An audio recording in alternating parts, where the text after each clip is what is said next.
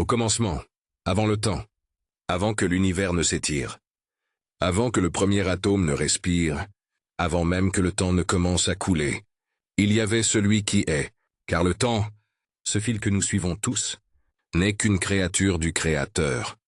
Et si le temps a été créé, alors celui qui l'a créé n'en dépend pas. Il n'est pas né. Il n'a pas commencé.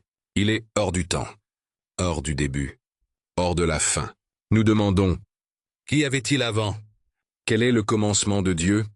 Mais cette question n'a pas de sens, car le « avant » est un piège du temps, et le Créateur est au-delà du piège.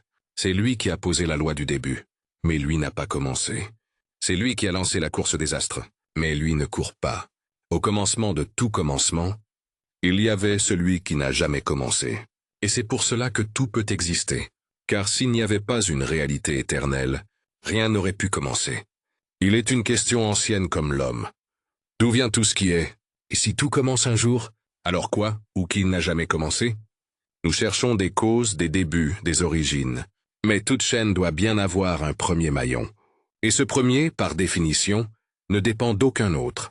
C'est lui qui rend le reste possible. Rien dans l'univers ne se soutient par lui-même.